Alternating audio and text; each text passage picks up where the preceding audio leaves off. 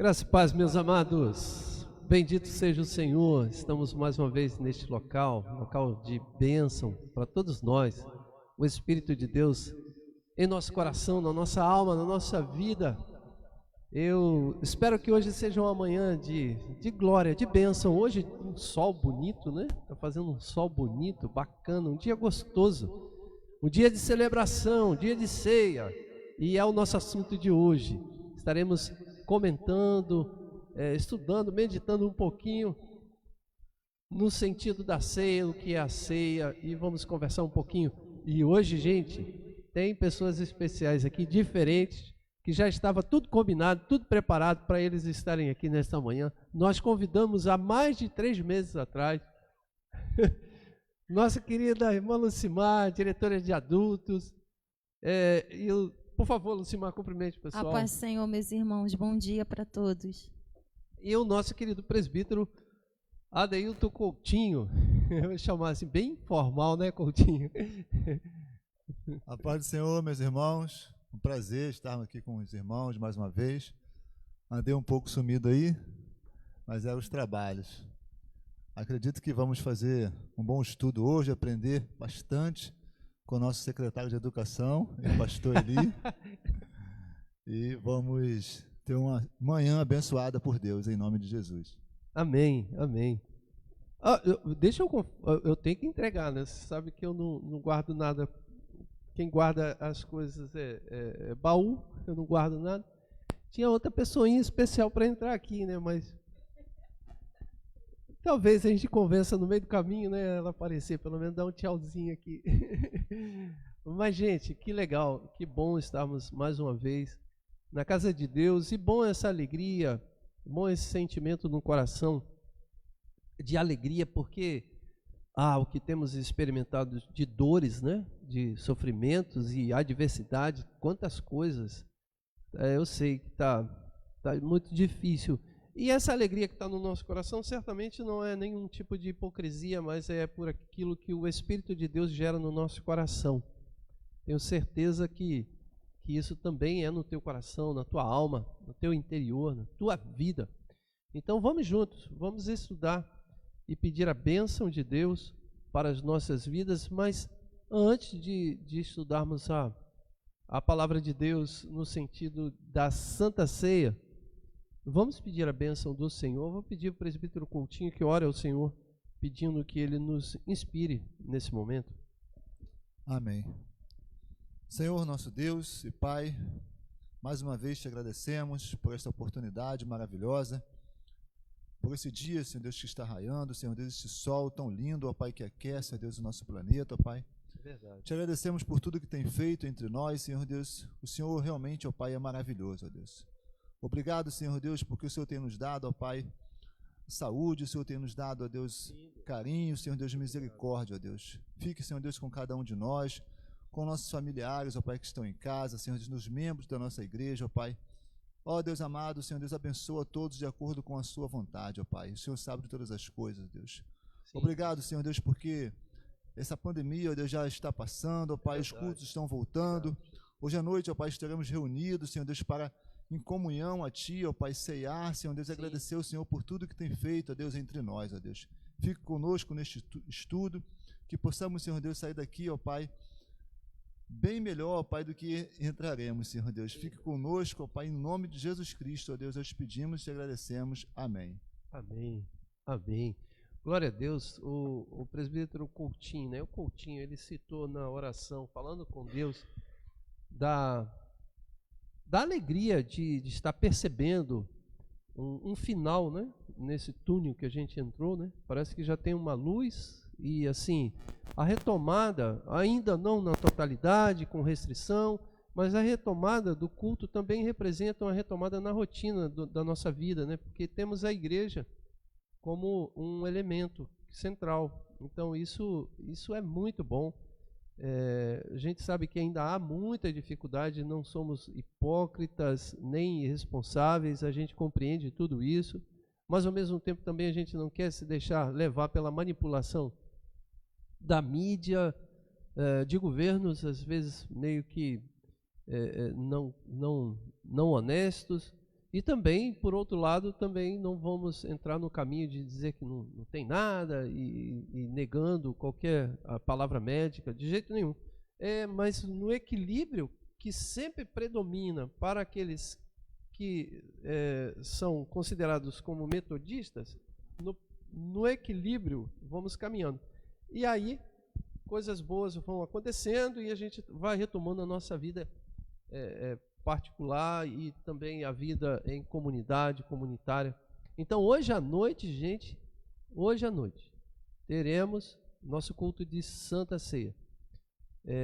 Convido a você, a gente vai estar aqui com algumas restrições, vamos fazer uma separação de cadeiras, os diáconos vão estar atendendo com álcool e gel e uso de máscaras e aquela coisa toda, porém, já retomando a atividade normal. Outro detalhe, gente, olha, você pode já fazer as perguntas aí ou interação, qualquer coisa que você desejar. Nós hoje estaremos trabalhando a Santa Ceia como um elemento dentro da teologia wesleyana ou da doutrina wesleyana, é chamado de meios da graça. Ou seja, quais são os meios que configura a graça? Não é a graça em si, mas a ceia é um instrumento, um elemento, um meio, um caminho, um canal onde Deus comunica sobre as nossas vidas a sua graça. A gente vai estar falando isso melhor daqui a pouco, e como eu falei, a gente está com companhias novas aqui hoje, Coutinho e Lucimar, uma mulher. Isso, a gente tem o Fábio também, o diácono Fábio, que está ali atrás, nosso historiador, presbítero Sandro, presbítero Luciano, Glória Coutinho, né? E Julie. Eu acho que vocês já entenderam quem é que me deixou aqui no vácuo. Né, Julie? Quer dizer, não, gente, vocês estão entendendo mal. Não estão entendendo mal. Eu só estou pedindo a confirmação da Julie. Brincadeira, Julie. Então, gente, vamos engrandecer ao Senhor através desse estudo. E na medida que você desejar fazer suas perguntas, vá fazendo as perguntas aí pelo chat ou por interação. E o Sandro vai ser nossa voz do além hoje. Ele está ali atrás e ele vai coletando ali as perguntas. Vamos lá, gente. Olha só. Mais uma vez eu tenho que falar a respeito de que entendemos a vida cristã como atos, atitudes. Nós não entendemos a vida cristã no sentido da passividade, não entendemos a vida cristã no sentido da negação ou da exclusão. Nós entendemos a vida cristã no sentido de exercício. Tem alguém ligando para mim agora aqui, hein? Você acredita? Então, entendemos. Quem me ligou foi o Fábio, do Paulinho. Ele acabou de sair daqui. Talvez tenha sido sem querer. Então, entendemos a vida cristã como caminhos, né? Como atitude. É só você fazer uma ideia assim. Existem algumas correntes que entendem a vida cristã como renúncia da vida. Que ela nega a vida e fica pensando na volta de Cristo Jesus, então nega a vida. Então a vida aqui ela se torna passageira, então é uma ideia, não, eu estou aqui de passagem, então não constrói nada. Não constrói um gramado, Coutinho, para se deliciar. Né? Existem outros que renunciam completamente à vida. São aqueles monges que sobem no alto de ficam naqueles castelos medievais lá da Europa. O cara se reclui, né? E então ele entra num ambiente, se isola do mundo para encontrar Deus. Nós não, os metodistas entendem que a vida cristã ela é feita em atos e ações, atitudes. Então, os metodistas entendem que o bem maior e a melhor bênção de Deus para nós é a vida. Então, nós não podemos negar esta vida e, pelo contrário, assumir este papel. Olha, é assumir, é tomar de posse o papel de seres humanos naquilo que Deus nos concedeu como existência, porque entendemos que o propósito de Deus, original de Deus, é fazer com que o ser humano viva. Porque senão, para que Deus fez o ser humano? Lá em Adão e Eva, nós temos essa experiência. Deus faz o ser humano, ou cria, melhor dizendo, faz não, mas cria os seres humanos e diz para ele, vai, viva. Então vai, fica colocando aí os nomes dos animais, essa coisa toda, né? Então vai viver. Então entendemos isso como um chamado. Nós temos uma vocação. Qual é a nossa vocação? Gente, você que está em casa, qual é a tua vocação primária? Pense bem, qual é a tua vocação primária? Tua vocação primária, fundamental, é viver. Não tem outra. Tanto é que o instinto de sobrevivência é o maior instrumento que o ser humano tem. Ele luta com todas as garras para sobreviver. Luta com tudo para ele sobreviver. Só tem uma coisa, olha, filosófica aqui.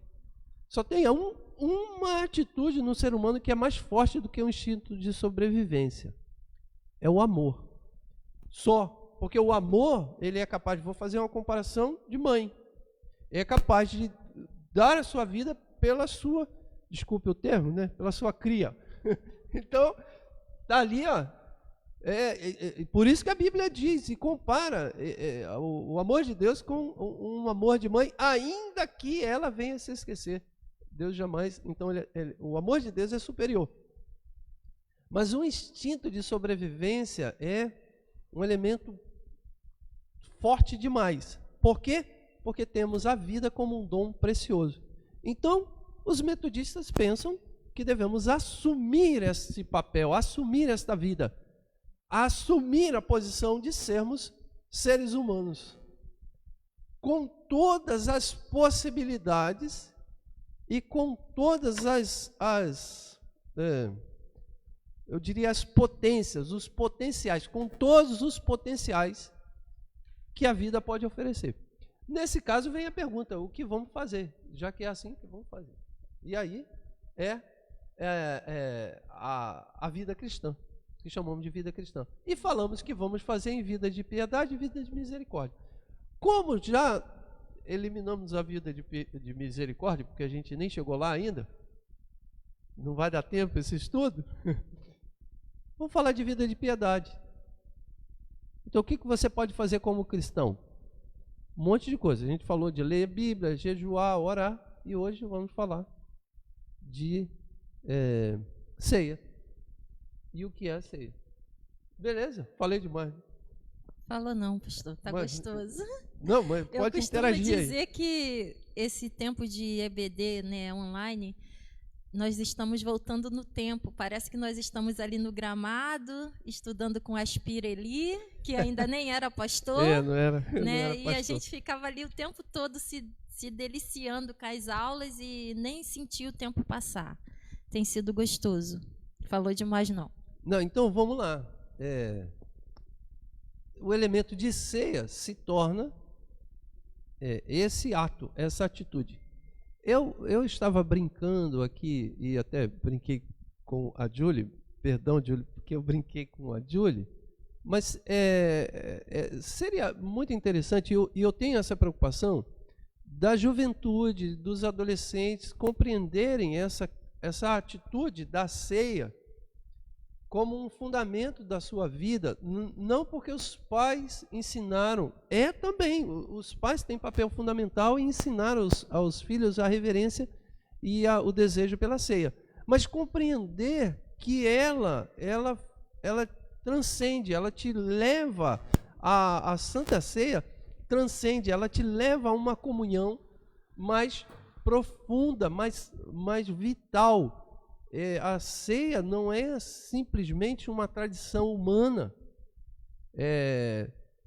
e aí eu vou provocar, né? Não é só uma tradição humana gerada pela cultura ocidental da civilização romana, greco, judaica, cristã. Isso é coisa dos ocidentais. E nós precisamos... Alguém já ouviu falar do termo pós-cristão? Que é o tempo de que uma corrente, é ridículo isso, mas é verdade, uma corrente filosófica dentro do cristianismo, dentro do mundo ocidental, deseja fazer um momento pós-cristão. Olha, que coisa terrível. Ou seja, eliminar toda a tradição judaica cristã romana. Porque a nossa civilização ela é baseada no direito jurídico romano, na filosofia grega e na espiritualidade judaica cristã. Então, aí vem uma galera aí, vou dizer, quase que eu falo, mas vocês sabem de onde.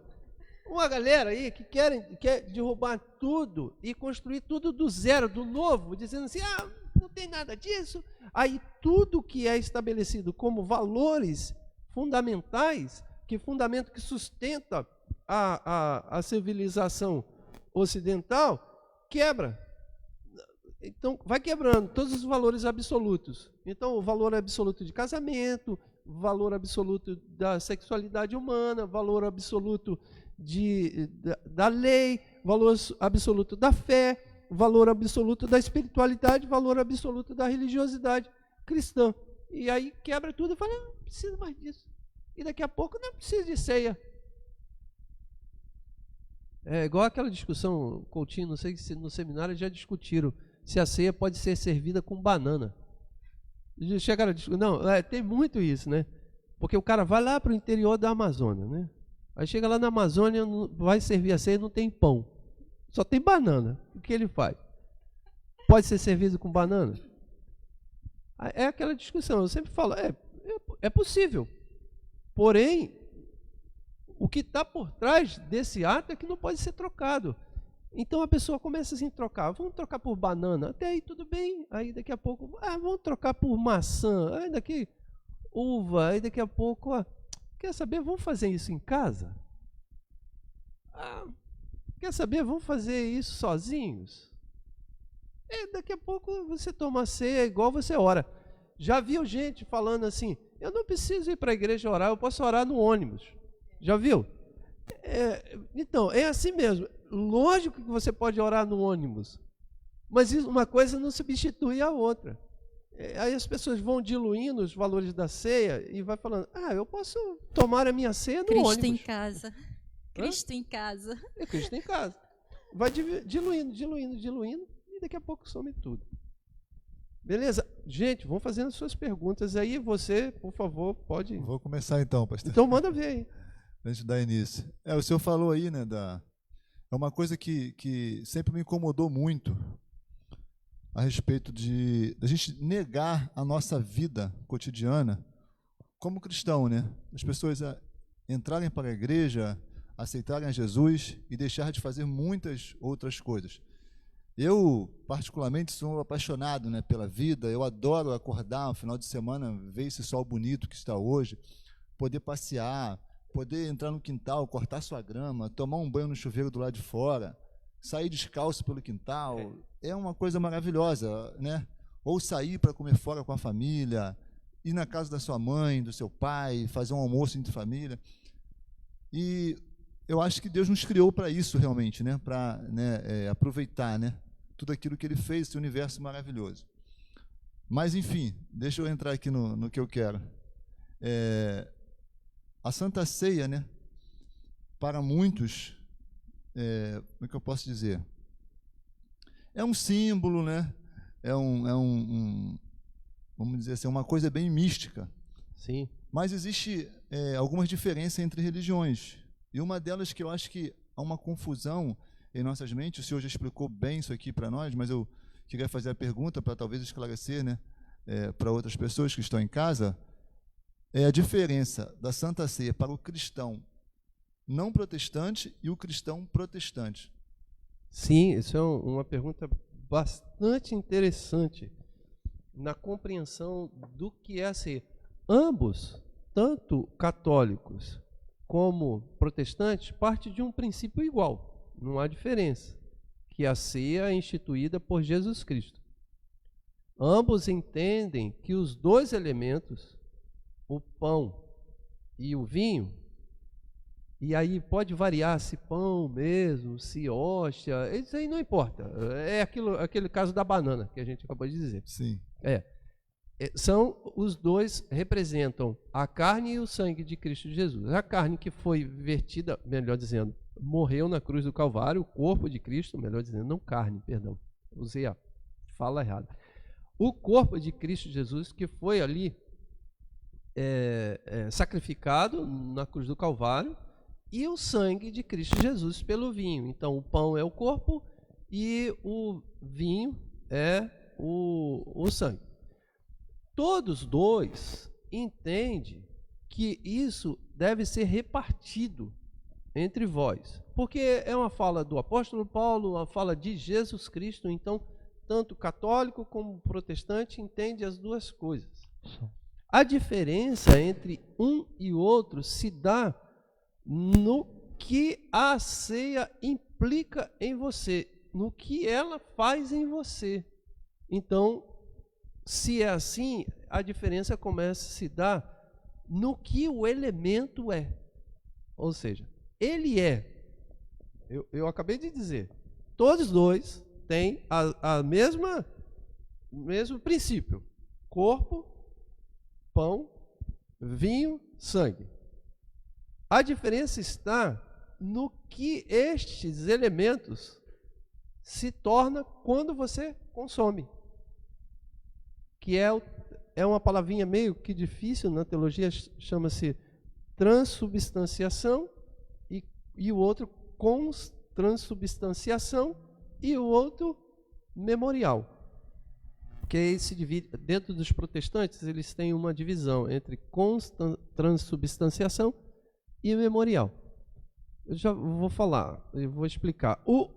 A católica entende que o pão e o vinho, ele é uma transubstanciação, ou seja, ele é consagrado, orado, no caso lá não pelo presbítero, mas ele é consagrado pelo padre, ele se torna o corpo e o sangue de Cristo Jesus, literalmente. Então há uma literalidade, há um mistério.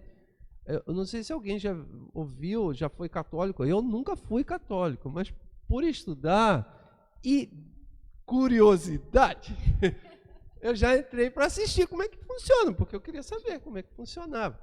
Então, o padre fala assim: eis o mistério, acho que é o mistério da cruz, alguma coisa assim que ele fala. Ele levanta e diz. Então, há um mistério ali, que é a transformação do pão, que na verdade é a hóstia, e o vinho, que é vinho mesmo, com álcool, transformado no corpo de Cristo e no sangue de Cristo. Então, verdadeiramente, aquilo é o pedacinho do corpo de Cristo. Tanto é que os membros católicos, quando vai tomar da hóstia, alguns nem mastigam, porque eles entendem tão misticamente aquilo que ele deixa derreter. Isso se torna o corpo de Cristo Jesus. Sendo o corpo literal, o que acontece? A ideia é que Cristo literalmente está em você pelos próprios elementos do pão. Então, se o pão tem o trigo, aquele trigo já não é mais trigo, então ele é o corpo de Cristo, então você se torna participante do corpo de Cristo.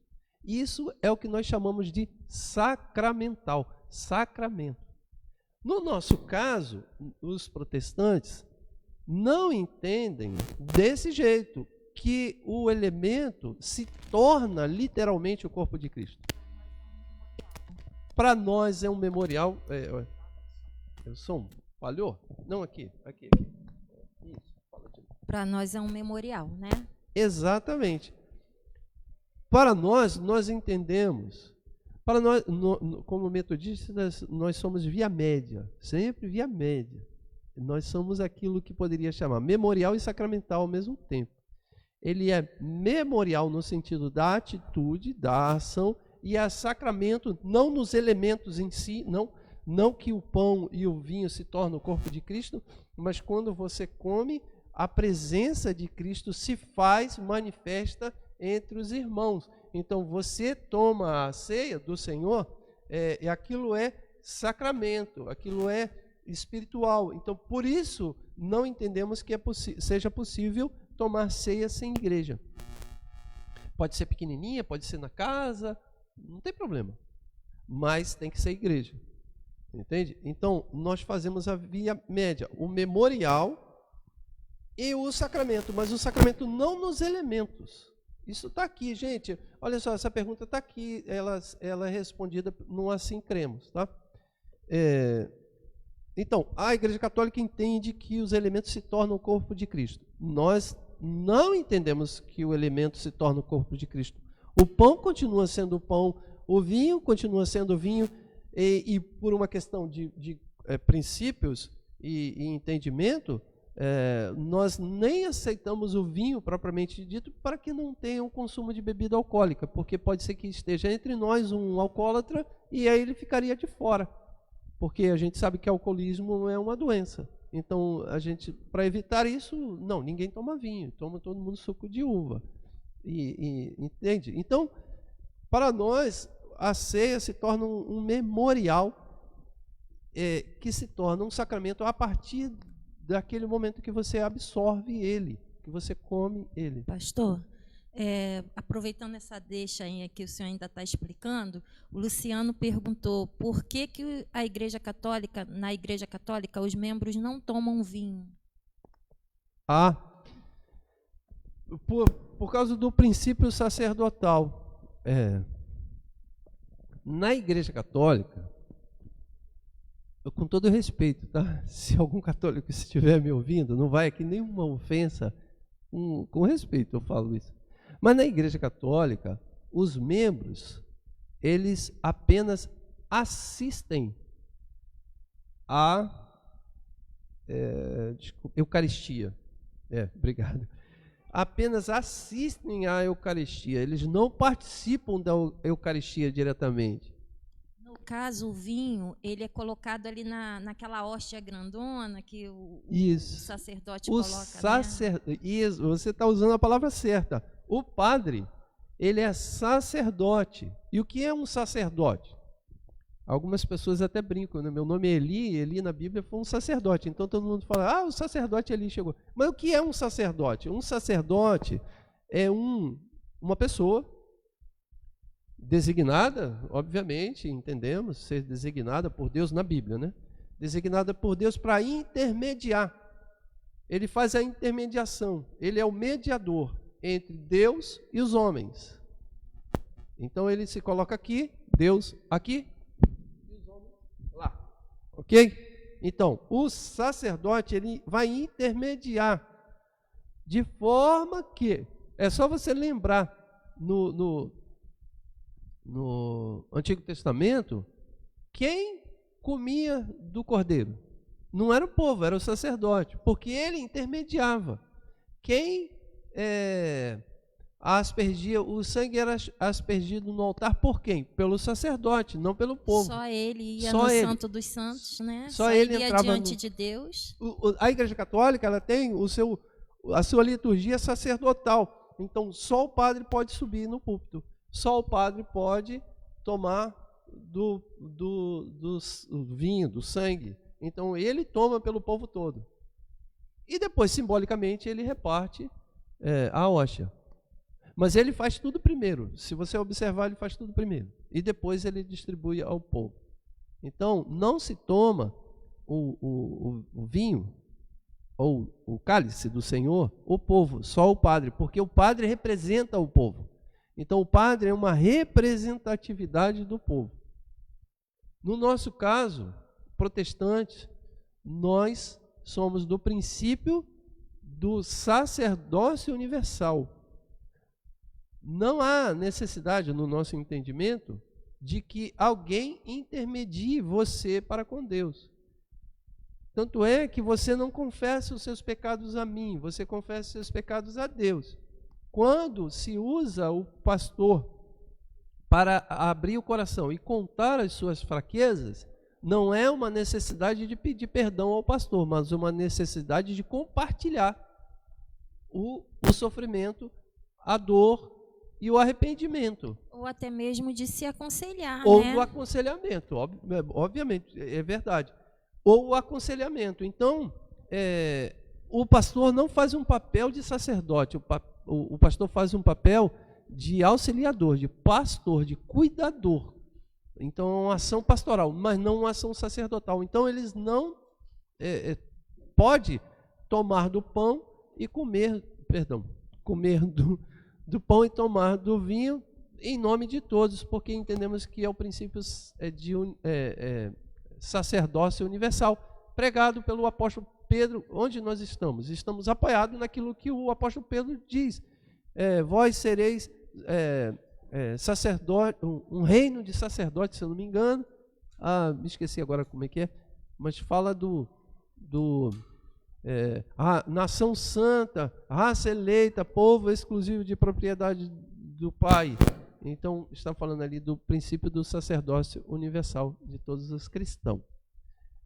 Eu não sei se eu respondi ao Luciano. Então, olha, resumindo, não se toma do vinho o povo dentro do catolicismo, porque eles entendem que o padre é o sacerdote que intermedia.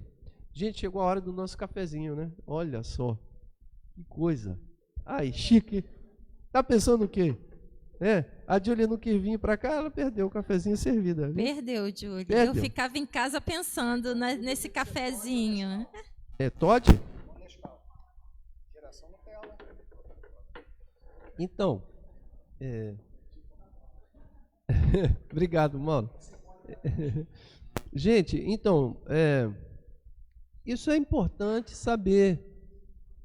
Muito interessante, muito importante.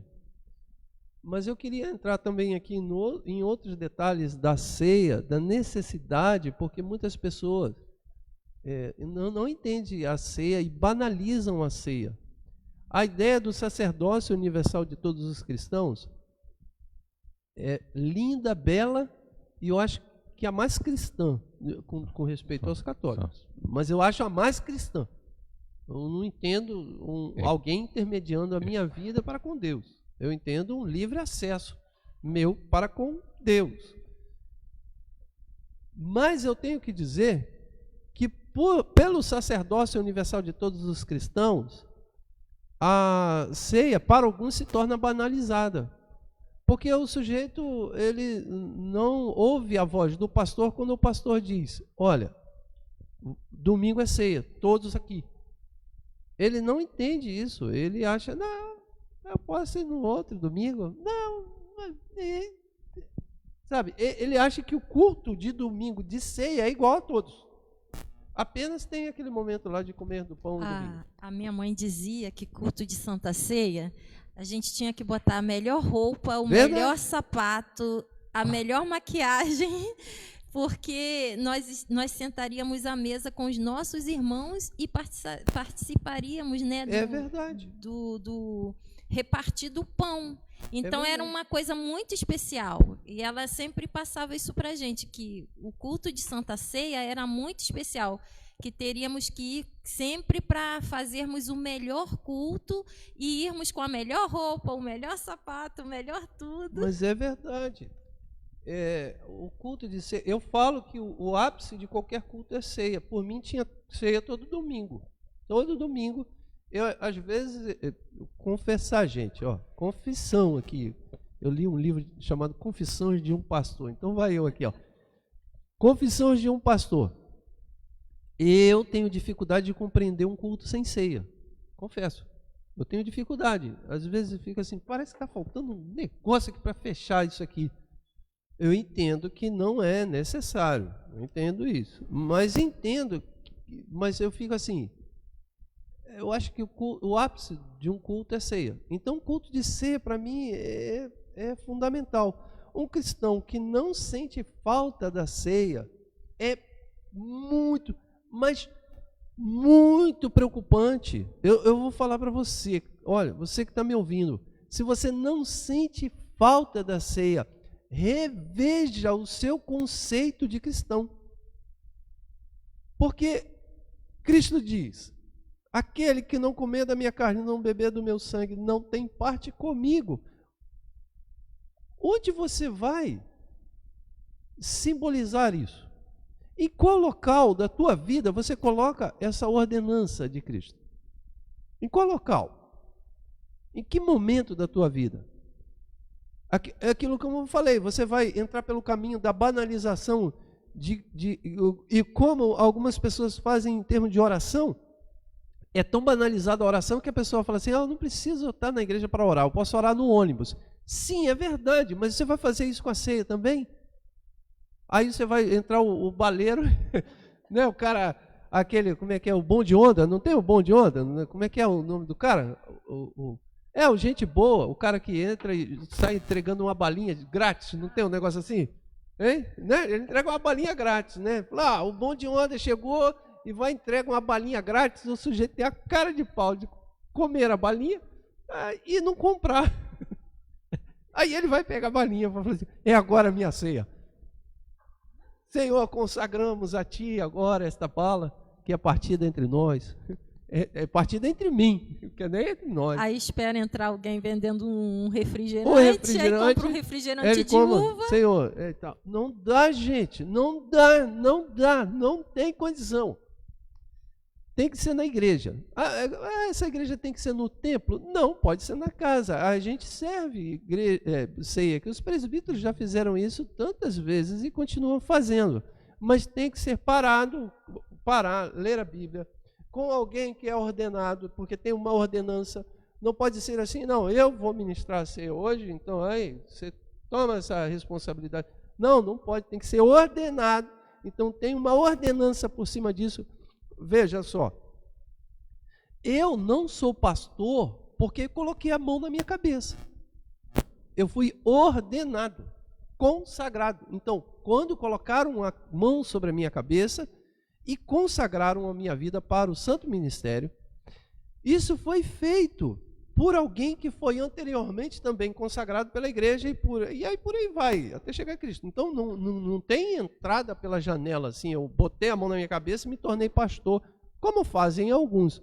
Então existe uma ordenança por trás disso. Então, se eu aqui, como pastor, que fui ordenado, falo o presbítero Coutinho, o presbítero Sandro, vocês estão na responsabilidade de levar a ceia e ministrar a ceia para o irmão e a irmã. Vocês estão debaixo da ordenança. Então, há uma ordem nisso. Por quê? Por que precisa disso? Porque, como eu falei, se não tiver isso, vai se tornar a balinha no trem, porque o sujeito vai fazer, qualquer um pode fazer. Pastor, aproveitando esse gancho, eu estava até conversando com a Letícia lá em casa sobre isso. A gente tem visto assim muitas mudanças, até Sim. mesmo no participar da ceia. Verdade. As pessoas não estão levando muito a sério as coisas. Tipo o casamento, né? A gente sabe que para a pessoa se batizar, ela precisa ser casada. E a gente vê muitas das vezes as pessoas falando assim: mas eu já moro, já tenho uma família, para que eu vou assinar um contrato, vou assinar um pedaço de papel? Eu sou tão casado quanto o fulano, quanto o cicrano, e acaba não se casando, não se batizando e não participando da ceia, mas tem igrejas que já abrem um proceder para a pessoa tomar a Santa Ceia mesmo sem ser batizado. Sim. São as mudanças dos novos tempos, né? A gente precisa se debruçar, conversar muito sobre isso. Eu não tenho resposta assim para algumas perguntas nesse nível aí, porque são casos e casos. Então precisamos debruçar sobre isso, discutir, conversar.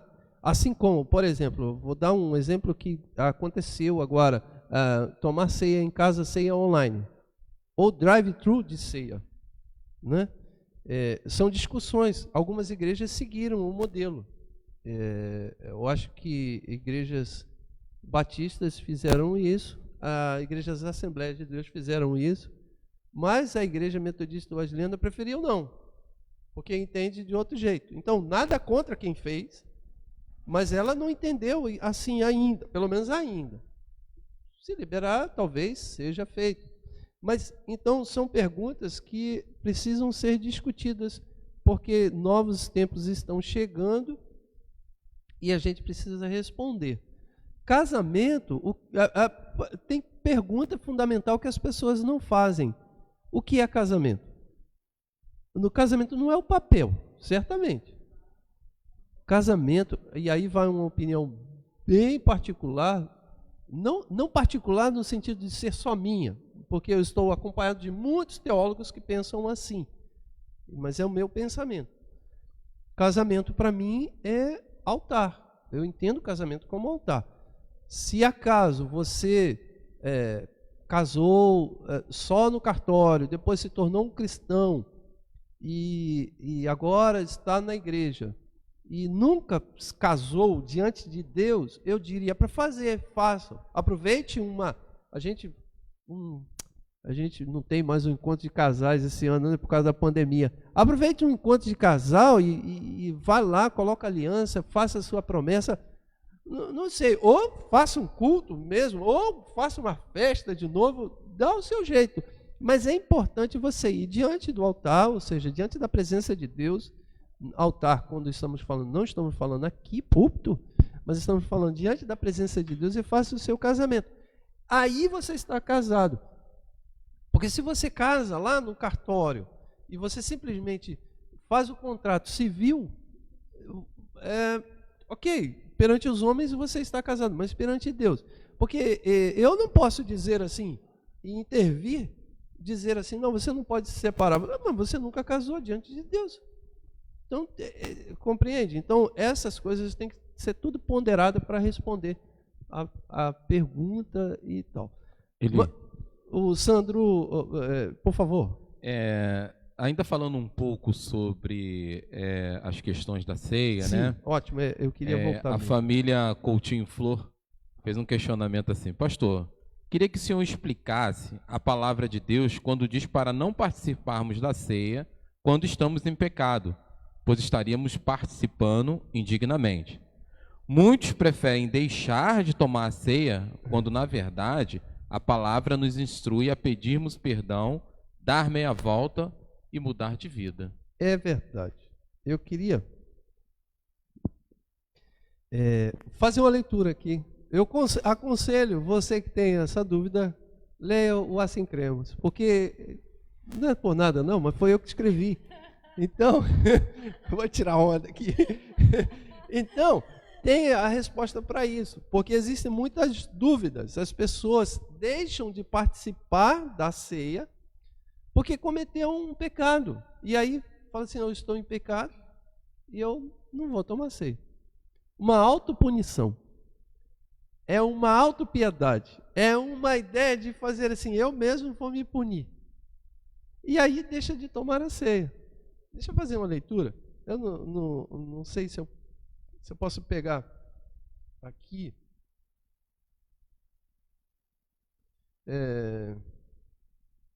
Deixa eu fazer uma leitura de um parágrafo aqui. Uma das primeiras questões importantes é a percepção de que, em nossos dias, tem sido muito comum uma má compreensão quanto à orientação do apóstolo Paulo quando ele fala da atitude de comer este pão ou beber o cálice do Senhor indignamente. E é exatamente essa preocupação, Sandro, que é exposta na pergunta. Comer e beber do cálice do Senhor indignamente. O que é indignamente? O que é estar dignamente? Por esse motivo, muitos cristãos não têm observado a ceia do Senhor regularmente por temer comer e beber para a sua própria condenação, perdendo desta forma a oportunidade de comunhão e crescimento espiritual. Por medo de comer e beber para a sua própria condenação, não discernindo o corpo do Senhor, como está escrito o texto, muitas pessoas não comem porque está em pecado, porque ela não quer comer e beber indignamente. Essa atitude equivocada, e aí eu já estou dizendo, isto é um equívoco. Esta atitude equivocada está diretamente ligada na má compreensão do texto do apóstolo Paulo em 1 Coríntios, capítulo 11, versículo 27 e 29. Na maioria das vezes, as pessoas têm lido esses textos entendendo que não são dignas de comer o pão ou beber o cálice do Senhor por sentirem algum tipo de desvio em sua conduta ou caráter, ligando o termo indignamente diretamente à sua condição do seu caráter. Então, indigno, nessa má compreensão, nessa compreensão equivocada, indigno, na interpretação, está direcionado à sua condição. Quem é o indigno? Eu. Por que você é indigno? Porque eu pequei. Certo? Só que isso é um equívoco. Eu já vou começar a responder fazendo a pergunta: quando você estaria digno para tomar? Isso que eu ia perguntar. Então você nunca está digno se de é tomar assim, Santa Ceia. Meu querido presbítero Sandro, se a palavra indigno está ligado diretamente à sua condição, e por você se encontrar indigno, você não toma do pão e do vinho. A pergunta que eu faria é assim: quando você estará digno? Nunca. Nunca. Ou sempre. Ou sempre. Se você vai depender de como você compreende, Como você compreende? a mudança que Cristo fez na tua vida e a confissão de pecado. Porque ninguém toma a ceia sem antes confessar os seus pecados. É uma liturgia até nossa, a gente coloca a igreja em silêncio, e porque é um ato simbólico, é verdade, é um ato simbólico, porque às vezes a gente comete tanto pecado que não dá para pedir perdão em 5, 10 segundos de silêncio, não é verdade? Mas é uma oportunidade para todos dizerem assim: Senhor, aqui estão. Mas, pastor, existe algum estágio do cristão no qual ele não deve tomar a ceia? Sim, isso aí, eu também respondo aqui. Mas isso eu estou fazendo, eu estou dando a resposta nessa coisa primária, que o sujeito fala assim, ele se aborreceu com o seu irmão, e aí ele fala: não vou tomar a ceia, porque eu estou aborrecido com o seu irmão. Mas se a ceia é o momento de você apaziguar as coisas, e aí você recusa exatamente o momento de apaziguar o coração, não pode. Eu vou continuar lendo para chegar nisso daí, Coutinho. Então, na maioria das vezes, as pessoas têm lido esse texto, que é o texto de comer e beber indignamente, entendendo que não são dignas de comer o pão ou beber o cálice do Senhor por sentirem algum tipo de desvio em sua conduta ou caráter, ligando o termo indignamente diretamente à sua condição de caráter. Mas o fato é que o apóstolo Paulo está exortando os irmãos da igreja de Corinto quanto ao modo como estão praticando a ceia do Senhor. Eles estão indignos porque o modo, não é o estado, mas é o modo, porque o texto de 1 Coríntios capítulo 11, ele vai ensinar e ordenar a ceia. Então o apóstolo Paulo está falando assim: vocês estão fazendo bagunça com a ceia do Senhor. Cada um está comendo antes, cada um mete a mão, come muito, e o outro que não tem nada come pouco. Vocês estão fazendo bagunça. Eu recebi do Senhor o que também vos ordenei, que na noite que foi traído, tomou o pão e, tendo dado graça, partiu e disse: tomai e comei, este é meu corpo que é partido por vós. Fazei isto em memória de mim. Semelhantemente, depois de ceiar, e aí ele vai dizendo: olha, vocês vão fazer assim, porque vocês estão fazendo isso, estão se tornando indigno, porque vocês estão fazendo bagunça na ceia do Senhor. Não é o estado da pessoa, mas é o modo como estava sendo feito a ceia. Então a indignação ali é o modo. Por isso que eu escrevo aqui e digo: olha, mas o fato é que o apóstolo Paulo está exortando os irmãos da igreja de Corinto quanto ao modo como estão participando da ceia do Senhor. Pois havia muita desordem e divisão naquela igreja. Ele não estava se referindo quanto ao caráter digno de cada um, porque a ceia do Senhor é direcionada àqueles que receberam a Cristo como seu Senhor e Salvador, e foram introduzidos no seio da igreja pelo batismo, e não para aqueles que se consideram sem pecado.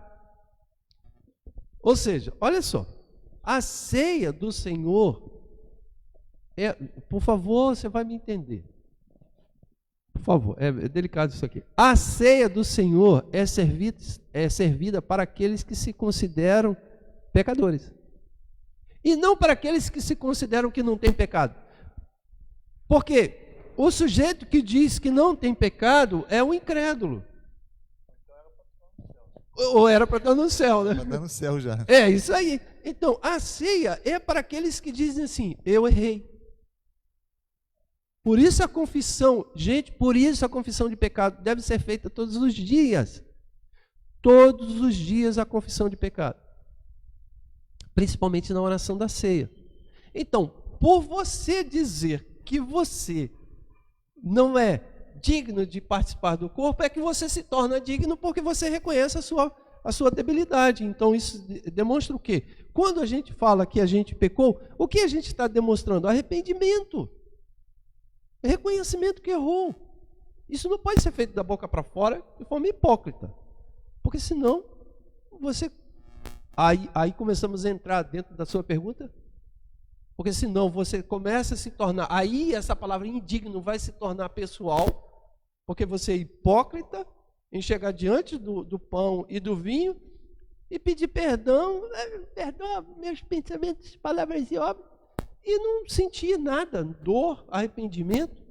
Então, é o que escrevo aqui, olha. Até porque a ceia do Senhor é direcionada àqueles que receberam a Cristo como Senhor e foram introduzidos no seio da igreja pelo batismo. E não para aqueles que se consideram sem pecado. A ceia não é para aqueles que se consideram sem pecado. O sujeito no mundo, o sujeito entra aqui, eu posso tomar e comer, porque... Por que você pode tomar? Porque... quem não pode? Eu posso.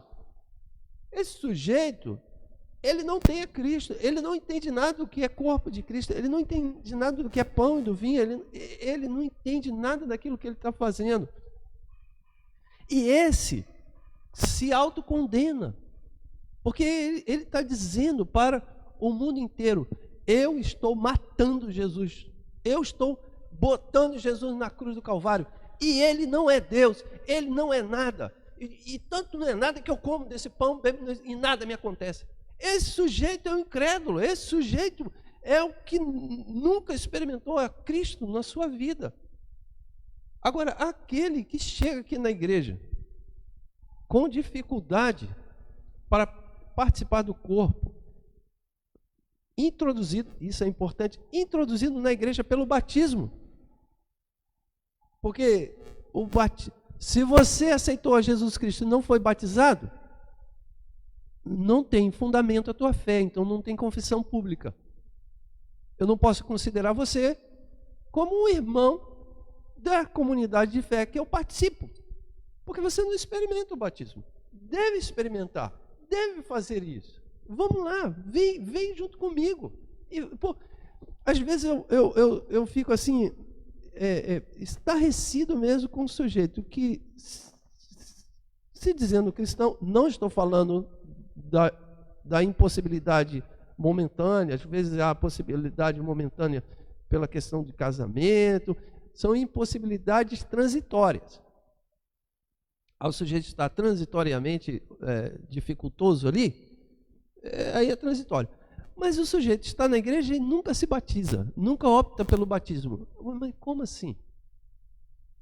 Não, batismo para mim é coisa tão séria. Que desculpa lavada. Batismo para mim é uma coisa muito séria, eu não estou preparado para...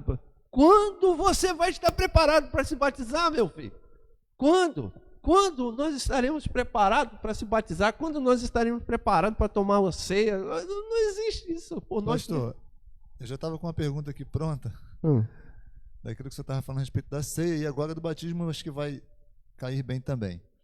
Quando o cristão ele deixa de tomar a ceia por algum motivo, achando ele, né, que não deve tomar, ou mesmo esse cristão aí que impede de ser batizado, ele mesmo se impede de ser batizado, podemos entender ou dizer que ele está rejeitando o poder de Deus na vida dele? eu creio que sim, o Coutinho. Eu sei que isso é muito forte. Eu sei que isso é muito delicado falar, porque logo a pessoa vai direcionar a salvação. Eu sei disso.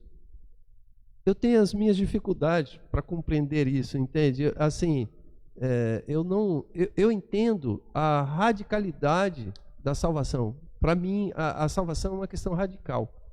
O que eu digo radical? Eu entendo que a salvação é um rompimento, é um nascer de novo. Nascer de novo, para mim, é radical. Não é teórico. Não é assim, meio que... não é assim, vamos deixar para a última hora, se acontecer alguma... Vai lá aqui, né? Vamos ficar na posição do ladrão da cruz. Vai lá que na hora... né? Vai aqui. Eu não entendo isso. Eu entendo a salvação como um dom presente. Então, eu sei que é forte, Coutinho. Gente, eu sei que é forte. É muito delicado falar isso, mas eu fico assim, me sentindo obrigado a dizer que ele rejeita a Cristo quando ele faz essa atitude deliberada. Não estou dizendo aqueles que com situações transitórias, o cara aceitou Jesus, está enfermo, ele não pode estar internado no hospital, não pode se batizar, ele não vai sair de lá correndo para se batizar. O que é muito comum é a questão de casamento, que é longo o processo, depende do cônjuge, é complicadíssimo, são delicadas essas situações. Eu entendo isso, eu entendo a burocracia e tal. Não estou falando nesse caso, eu estou falando no caso de pessoas deliberadamente. Ela rejeita, fala assim, não, eu ainda não estou preparado, mas eu acho que é... E impede, eu diria que isso é um impedimento da manifestação das bênçãos de Deus na vida dele. Não há como desfrutar da plenitude, da vida abundante que Cristo Jesus nos oferece, se você, de corpo, alma e espírito, de todo o teu entendimento, você não recebê-lo. Eu acho complicado. Da mesma forma, o cristão se batizar, achando que o batismo vai salvá-lo, ou tomar a ceia, e achando que naquele mês que ele tomou a ceia, ele está salvo. No mês que ele não tomou, ele está... Exato. Olha só, por isso que, eu não sei se vocês repararam, no início da EBD, eu falei assim, ceia é meios da graça, não é fim da graça. Ceia, batismo, as ordenanças ou sacramentos, seja como for, você recebe isso. Ceia é meio, não é o fim. Então, por se batizar, não garante a salvação. Mas é meio de manifestação da graça. É caminho. Não tem como você dizer que está no caminho de Cristo sem passar pelo batismo. Então, é caminho. É como você ir... Vamos botar uma figura aqui bem meio estranha, mas você vai para Petrópolis. Tem um caminho para você seguir. Não tem como. Aí você vai... Tudo bem que tem como chegar por outros caminhos, mas Petrópolis só tem a Rio Petrópolis. O pedágio é o meio. O barraquinho, churrasco. O barraquinho, churrasco. O barraquinho, tem que conhecer o barraquinho. É um meio. Não é... Era melhor falar do barraquinho, pedágio paga, né? Mas não recebe nada de volta. Mas é meio. Não é o fim. Como que você vai chegar a Petrópolis? Tem que passar por isso. Mas se você chegou lá, parou no pedágio, ou em qualquer lugar, no barraquinho, ou qualquer outro elemento ali, parou ali, você chegou a Petrópolis? Chegou a salvação? Não, parou. Então é meio. Pastor, então assim, configurando, a gente tentando imaginar, a gente vê o caminho, aquele caminho da santificação, né? Então, nesse caminho da santificação, essas coisas estão ali, no caminho, né? O batismo, a Santa Ceia, isso é o caminho da santificação, até a gente chegar... Sim, isso. É por isso que eu falo que é exercício, Lucimar. Esse caminho é exercitado, não é passivo. Não é você chegar, então deixa a vida me levar e vai embora. Não, é exercitado. A ceia está passando, os diáconos vêm aqui, os diáconos são instruídos em servir a ceia. Existem pessoas que nos visitam e que a gente não sabe se é cristão ou não, e aí a pessoa vai, lança a mão. Às vezes não é cristão, não é nem batizado, lança a mão. Aí a instrução dos diáconos é, olha, a responsabilidade não é sua, é dele. Ele passou, ele pegou, é com ele. Nesse caso, esse exercício é você não lançar a mão daquilo que está passando. A ceia está ali, aí você não lança a mão, não exercita aquilo. Então, entendemos como caminho da salvação, que é exercitado ao tomar do pão e do vinho. Só uma ressalva não, uma... Entre o batismo e a Santa Ceia, né, ser o fim e não o meio, o pai de John Wesley já batia nessa tecla, né, que ali no meado do século XVIII, né, os cristãos estavam deixando o batismo para o final da sua vida, Isso. ou então se batizando e fazendo as coisas posterior ao batismo de qualquer maneira, achando que o batismo era o fim, ou seja, era a porta de entrada para a salvação. Isso. Ou garantia, né? Garantia. Garantia a salvação do cristão após o batismo. É o fim, né? O sujeito achar que é o fim. Isso acontece ainda hoje. Às vezes você entrega uma mensagem para alguém, você conversa com alguém e a pessoa vira para você e fala assim, não, ainda não. Por quê? Ele está querendo que a salvação seja algo para o fim. Então ele vai fazer tudo que ele quer. Aí ele garantiu a salvação pelo batismo. Então ele vai lá, se batiza, aí beleza. Aí tá, show, tá garantido. Fim, não é fim, é meio. Então é meio da graça. Essa palavra meios da graça é muito importante dentro do conjunto doutrinário de compreensão nossa, como metodistas. Porque são os meios da graça. Os meios da graça, resumidamente, seriam os atos de piedade e os atos de misericórdia. Então, os meios da graça estão aí. Ceia, batismo, oração, jejum, leitura bíblica, o barraquinho, o meio da graça, churrasco, meio da graça, meio de comunhão. Eu queria fazer aqui a leitura, para a gente ir caminhando aqui, né? Olha, que eu parei aqui. Até porque a ceia do Senhor é direcionada àqueles que recebem a Cristo como seu Senhor e foram introduzidos no seio da igreja pelo batismo, não para aqueles que se consideram sem pecado. Esse era o mesmo entendimento de John Wesley, quando comenta a passagem de 1 Coríntios. Veja o que John Wesley fala a respeito dessa ideia de comer e beber indignamente.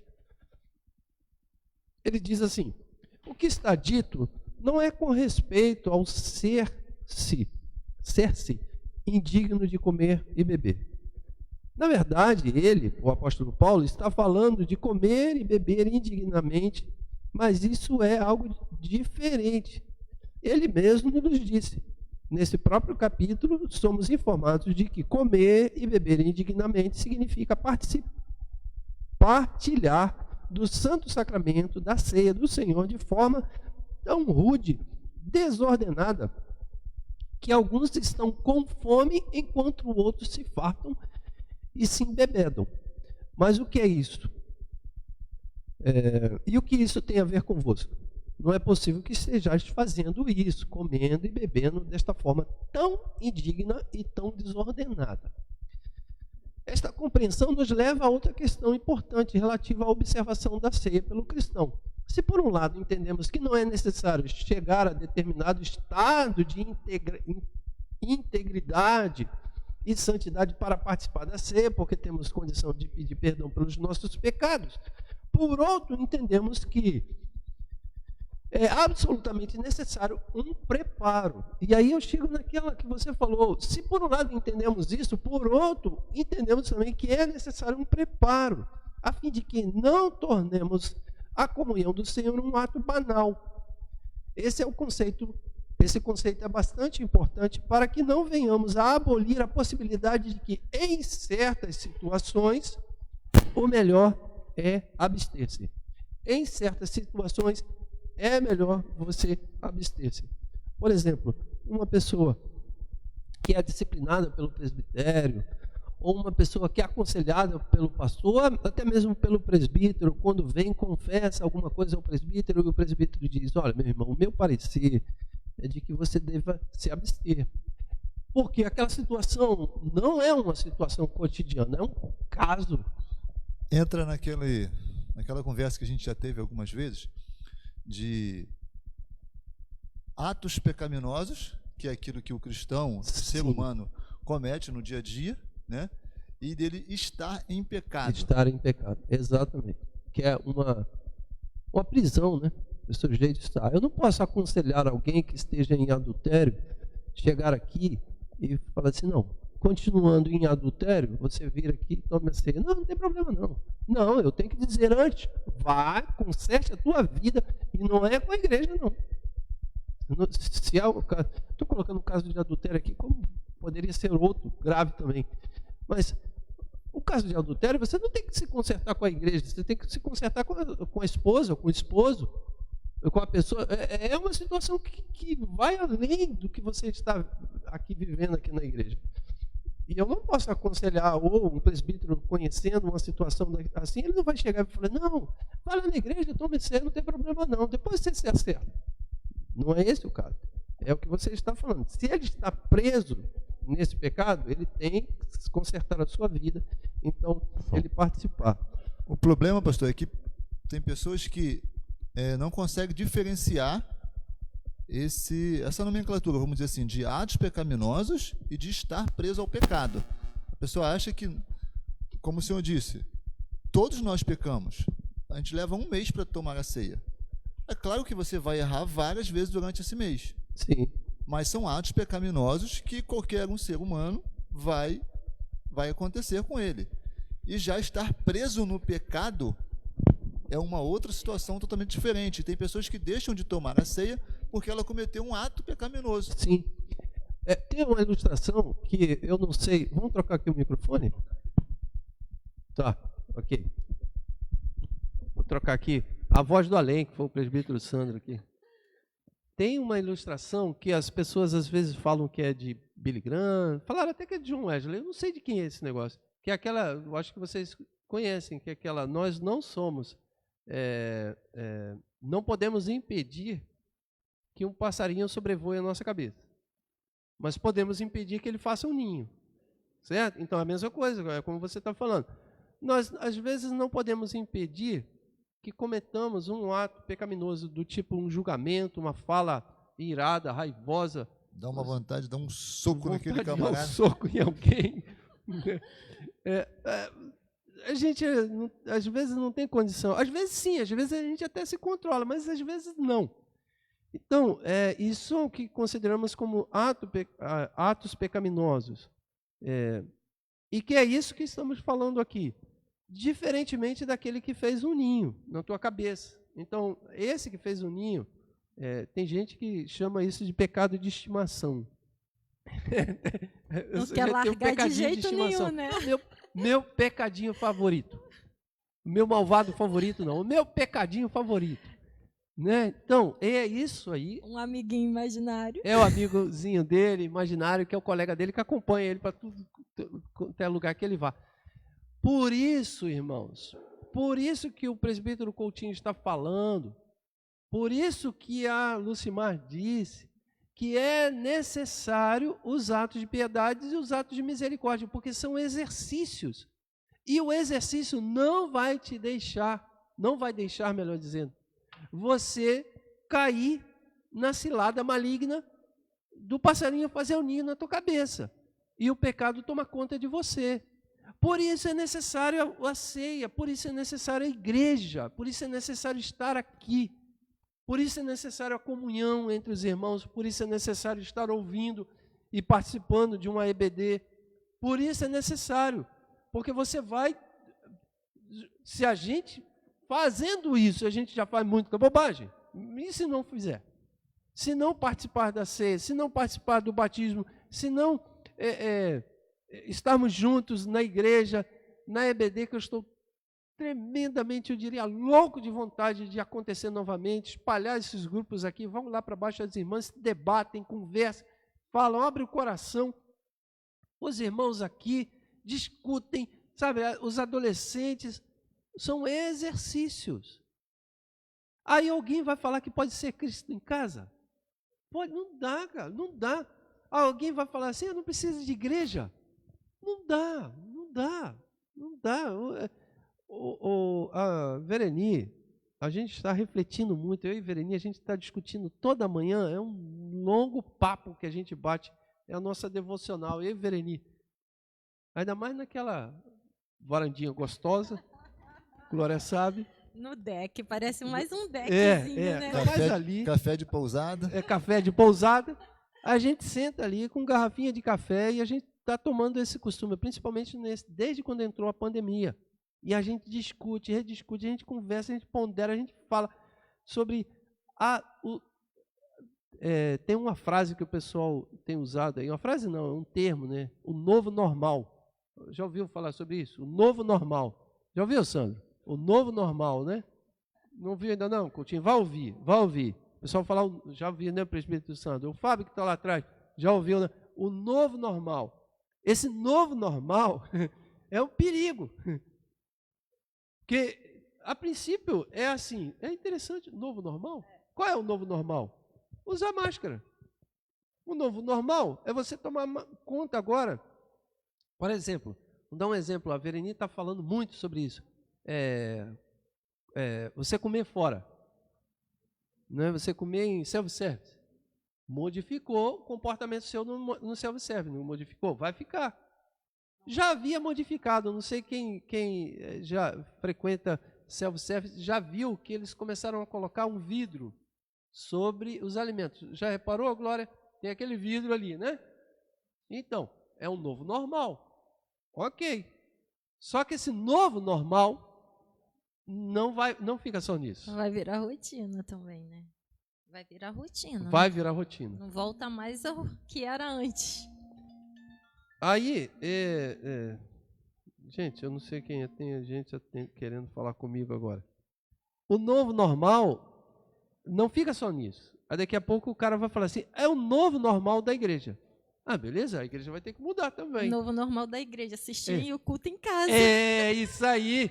Assistir o culto em casa. Aí daqui a pouco o novo normal da igreja, tomar ceia em casa. O novo normal da igreja, eu me batizar na minha própria piscina. Quem batiza é o pai, as suas crianças. É o novo normal. E aí você vai, daqui a pouco dilui, a igreja acaba com a igreja.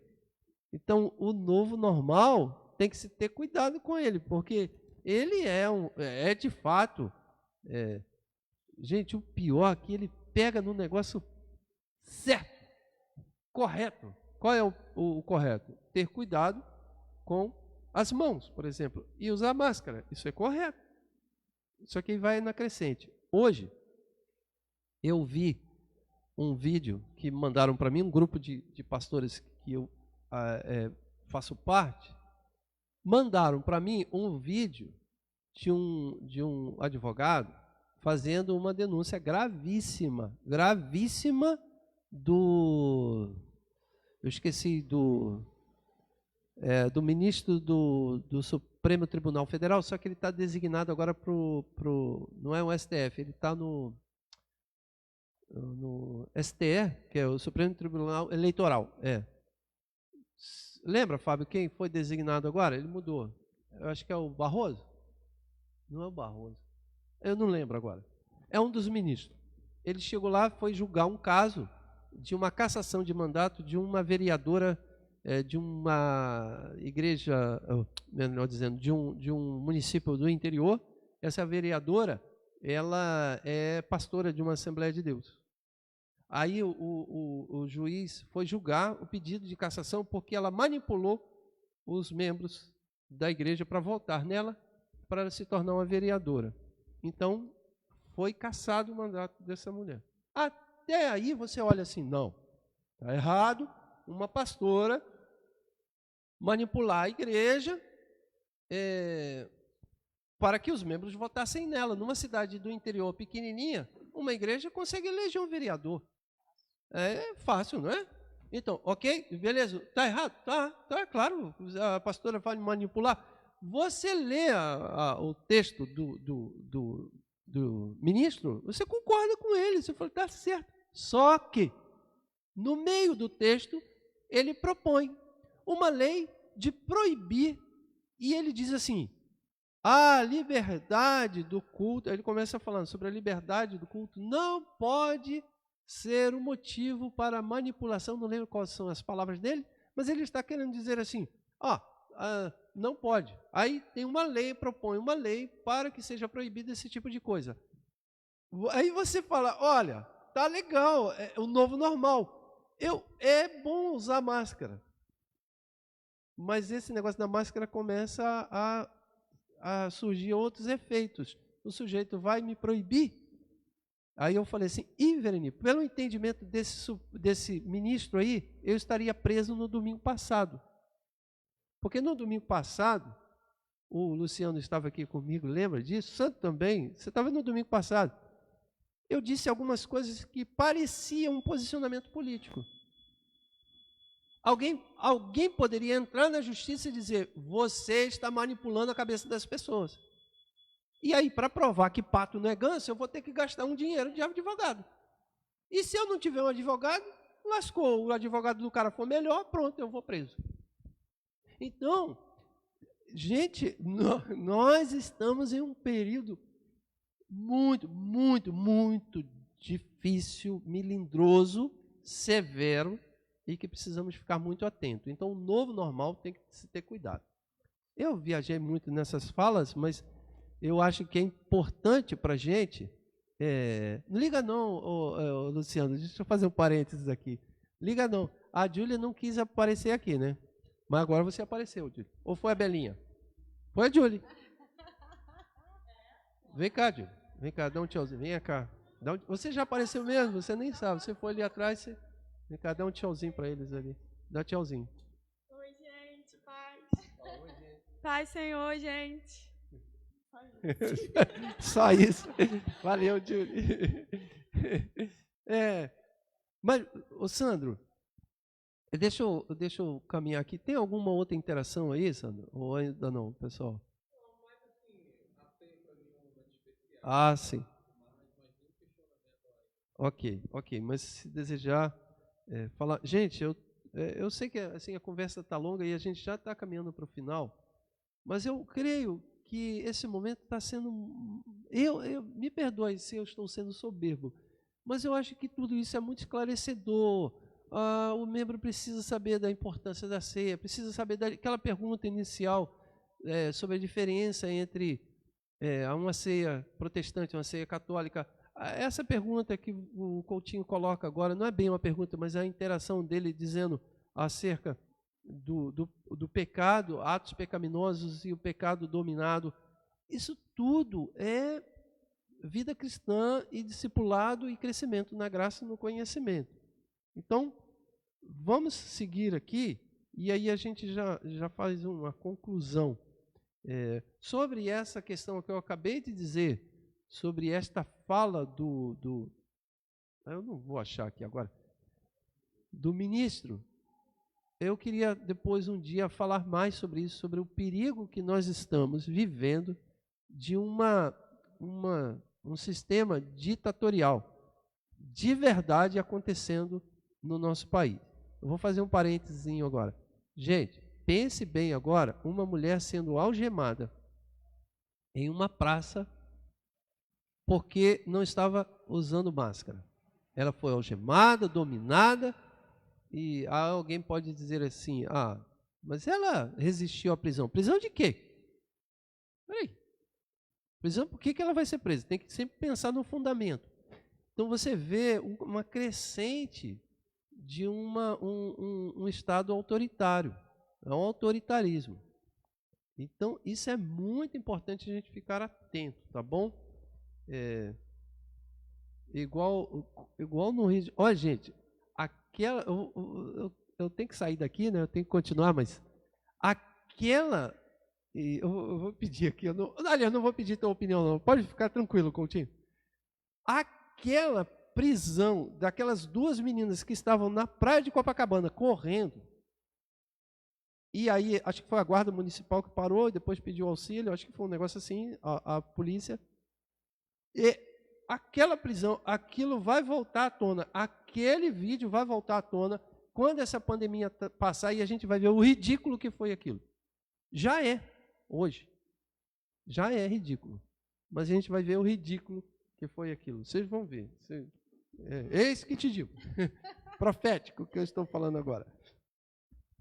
Então, vamos caminhar aqui para a gente encerrar. Então, a ceia, ela é um elemento, assim, eu diria elemento, pode ser,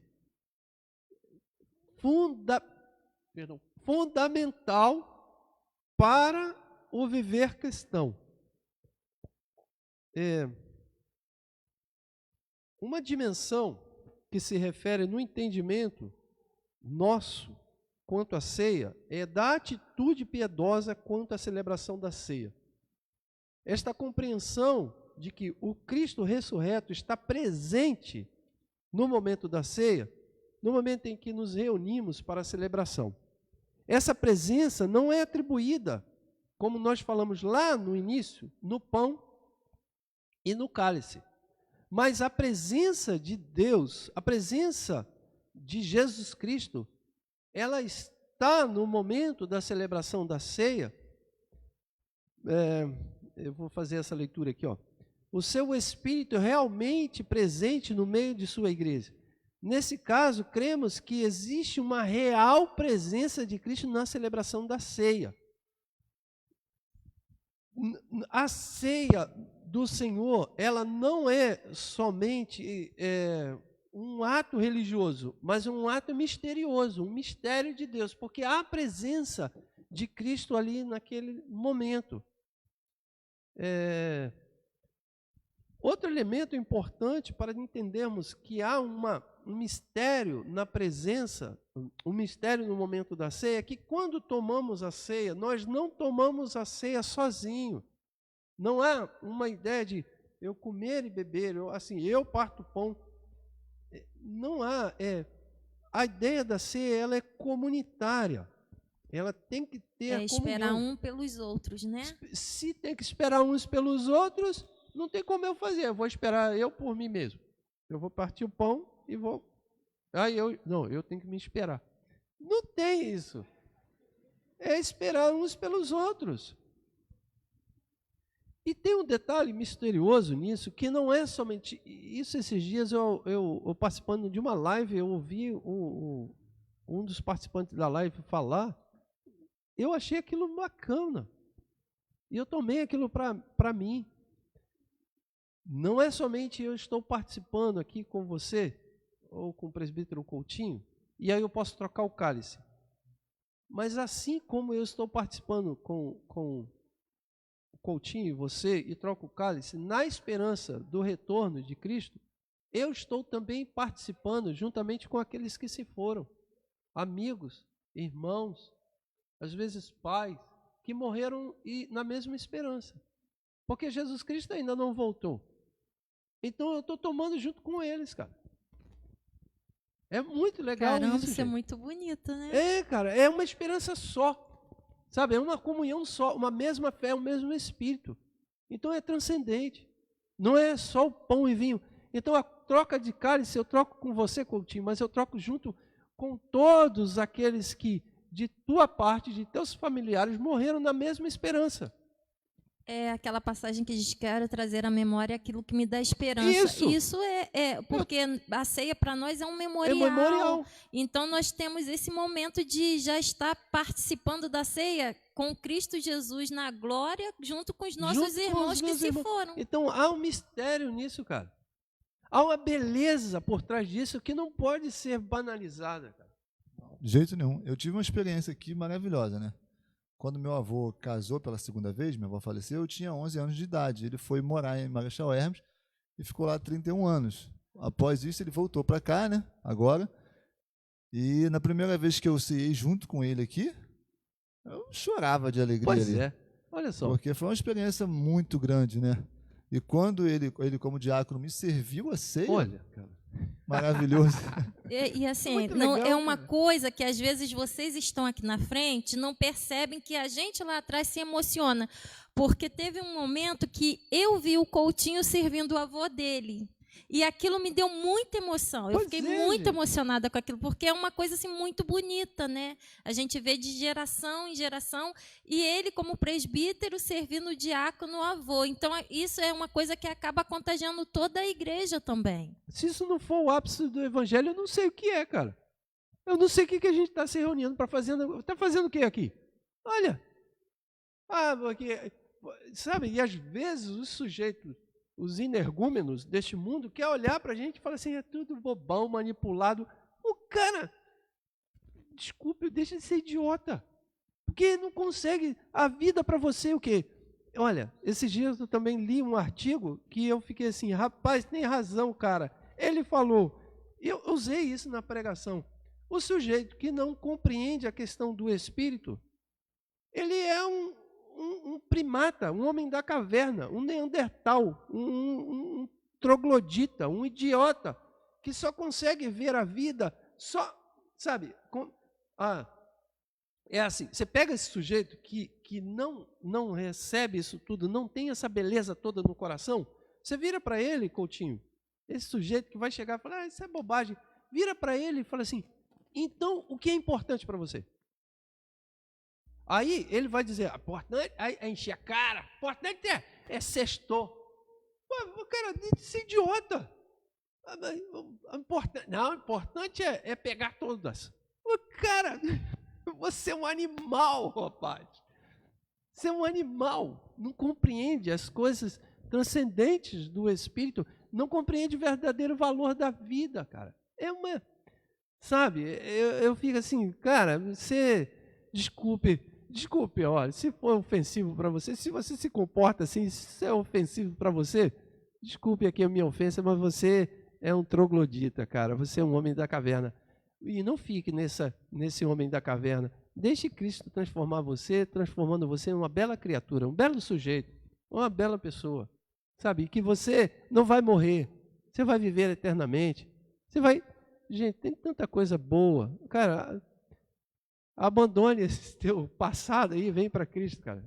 Jesus. Pastor, a Ana Cláudia, comentou aqui que ela tem esse mesmo pensamento de que está ceando com os irmãos que já se foram. Sim. E que é muito bom o senhor ter falado sobre isso, porque ela pensou que ela estava com pensamentos errados. Nada. Olha, Cláudia, né?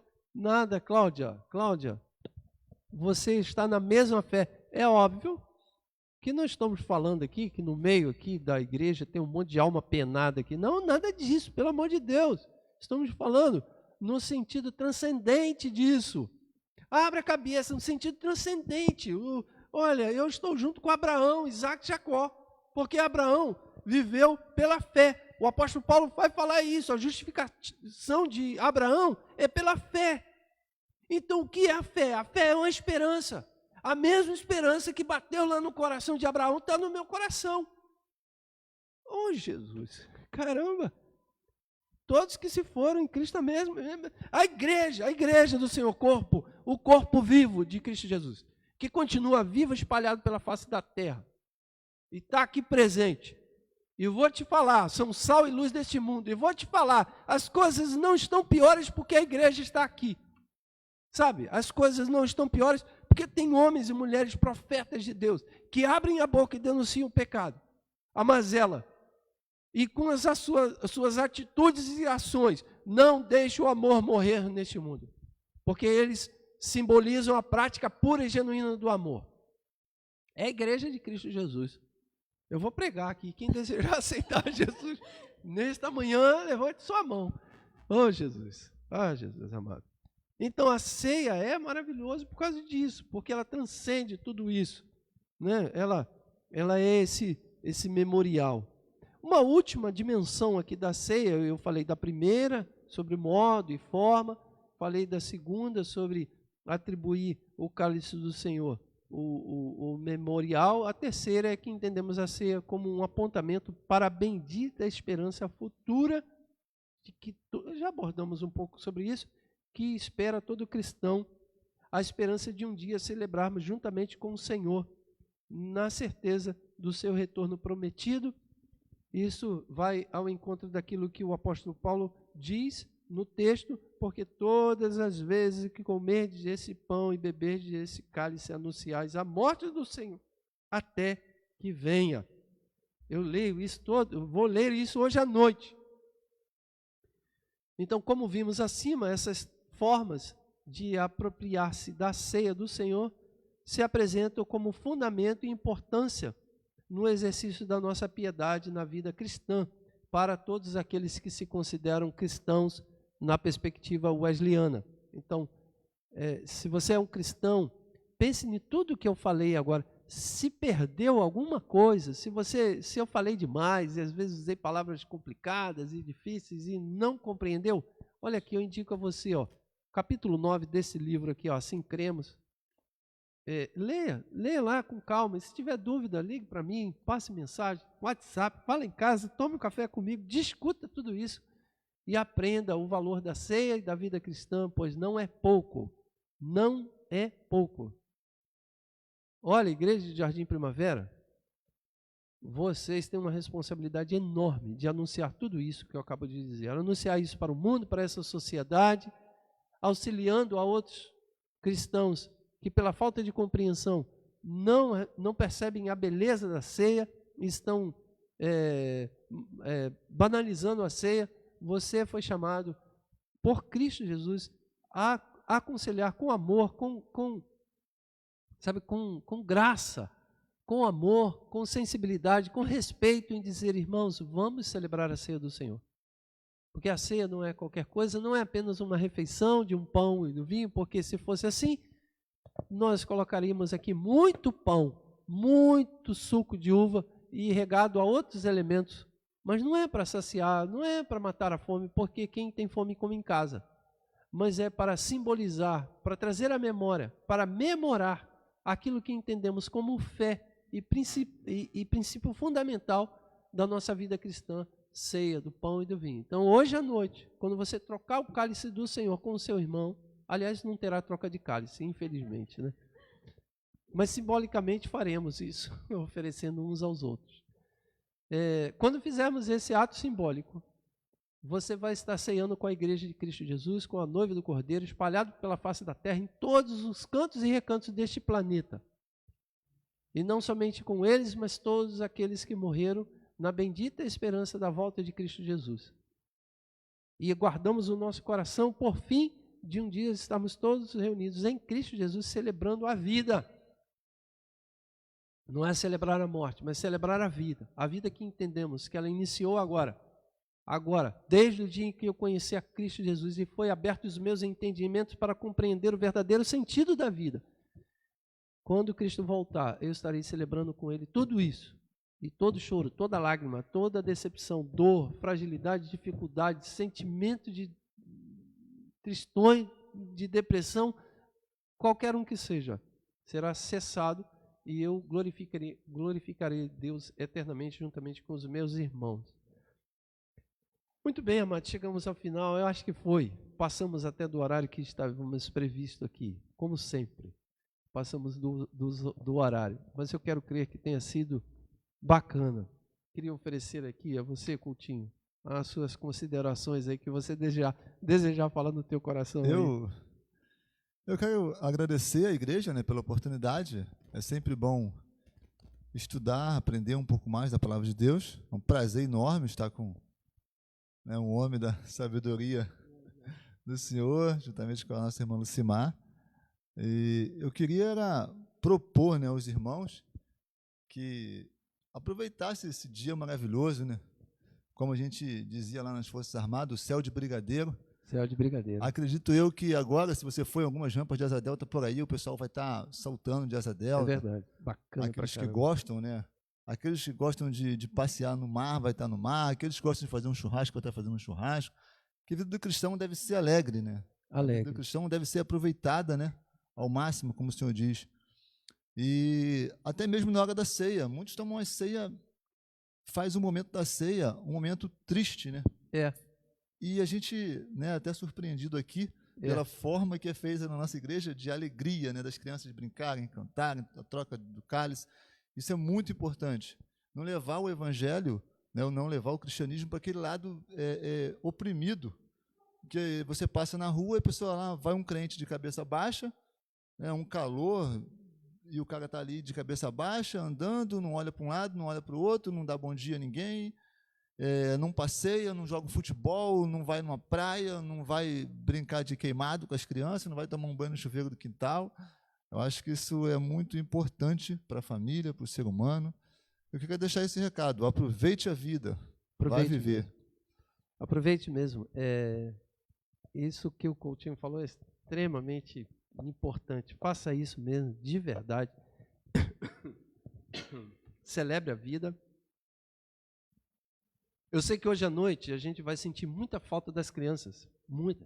Porque da última ceia, eu confesso, sabe, eu queria dançar, pular, mas as crianças estão ainda nessa faixa restrita, né? Mas, de qualquer maneira, vamos celebrar. Dentro das nossas possibilidades, vamos celebrar hoje à noite. Minha querida Lucimar. Acompanhando a linha de raciocínio do Coutinho, né, eu acho que as pessoas têm perdido muito tempo com essa pandemia, trancadas dentro de casa. Então, se você tem a possibilidade, saia. Eu estava até falando com a Glória ali, eu falei, estou doida para ir numa praia. Estou doida para ir numa praia. Mas eu quero aproveitar também e convidar os irmãos, né? Que assim que a escola bíblica estiver de volta, vem para participar, vem aprender. Né? A escola dominical é importante para o crescimento do cristão, né? Faz parte do caminho da santidade.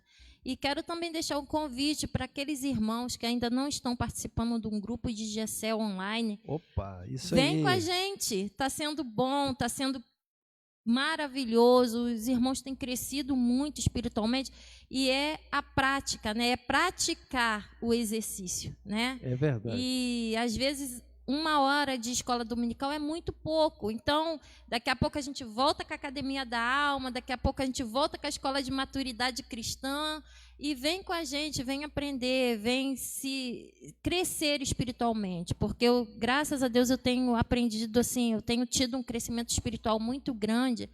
E eu estava lembrando daquele dia que o Senhor, a primeira reunião que o Senhor fez do GCL online, né? E o Senhor falou assim, o que te dá esperança nesse momento de pandemia? Sim. E o que eu te falei? Eu falei, os frutos que nós vamos colher pós-pandemia. Mas nós estamos colhendo fruto durante a pandemia. Nós nem temos ainda o pós-pandemia, nós já temos colhido grandes frutos, grandes bênçãos. E, para completar, eu estou surfando naquela onda que foi pregada domingo passado. Eu já peguei a minha onda e estou indo nela. Até onde Deus mandar, eu descer e voltar e pegar outra. E se você quer pegar uma onda, vai lá na praia, pega uma onda, mas pega essa onda espiritual também, porque Deus tem feito grandes coisas. Pegue mesmo, rapaz, pegue essa onda aí, vai surfar nessa onda, porque Deus está fazendo uma onda. Então a gente levanta, pega a nossa prancha, a gente não fabrica onda. Deus é quem faz, mas Ele nos permite surfar. Então faça isso em nome de Jesus, porque tem coisa boa para você fazer na sua vida. Vamos encerrar orando ao Senhor, agradecendo esse momento, fazendo a lembrança de que logo mais, 7 horas, não 18 horas, 7 horas, estaremos celebrando a ceia do Senhor, ainda com restrição. Por favor, traga sua máscara. Não será permitida a entrada sem a máscara. Quem estará sem a máscara são aqueles que estarão ministrando, falando alguma coisa, porque não fica difícil, né? Mas todos estarão com máscara. Então, tragam as suas máscaras, traga o seu álcool gel, traga luva, se desejar, o que você quiser colocar como proteção. Os diáconos vão estar atendendo aqui. Venha, em nome de Jesus, celebrar a nossa... Perdão, estou com soluço. Celebrar a Santa Ceia. Vamos fazer um culto de louvor e adoração maravilhoso na presença de Deus, porque Deus tem coisa boa para fazer na nossa vida. Amém? Amém? Podemos encerrar. Meu presbítero Luciano, que está ali na técnica hoje, não é o Gustavo. Então, se errar, você já viu a culpa do Luciano? Ele já diz, só fez ok. Então, ele já foi promovido, viu? Ele foi promovido. Ele só acendia a luz agora, ó. Essa igreja, o povo cresce na graça e no conhecimento. diante de Deus e diante dos homens. E o Luciano cresceu, ele acendia a luz, ele já está ali no comando do OBS, que é o nosso programa. Amém? Vamos orar, vou pedir a Lucimar para fazer essa oração de encerramento, no nome de Jesus. Oremos. Senhor Deus e Pai, graças te damos, Senhor, pelo privilégio de estarmos mais uma vez na tua casa. Te agradecemos, ó Deus, por esse ensinamento tão maravilhoso para as nossas vidas, tanto espiritual como pessoal, Senhor. Te agradecemos, ó Deus, pela vida do nosso pastor, que tem sido bênção nas nossas vidas, que tu possas continuar, Senhor, abençoando ele, abençoando os projetos dele, tanto pessoais como na vida espiritual também, ó Deus. Agora, Pai, te pedimos que tu venha nos levar em paz, nos guardando, nos protegendo, nos livrando de todo mal, nos dando, Senhor, um restante de dia abençoado e preparando, Senhor, a tua igreja para logo mais estarmos aqui na tua presença, louvando e bendizendo o teu santo nome e participando da Santa Ceia do Senhor. É isso, Pai, que te pedimos neste restinho de manhã, te pedimos perdão por todos os nossos pecados. Sim, e te agradecemos por tudo, ó Deus, em nome de Jesus. Amém. Amém, meus amados. Que Deus abençoe. Até logo mais, às 7 horas, estaremos reunidos na presença de Deus, celebrando a Santa Ceia do Senhor. Fique com Deus, meus amados. Até mais. Tchau.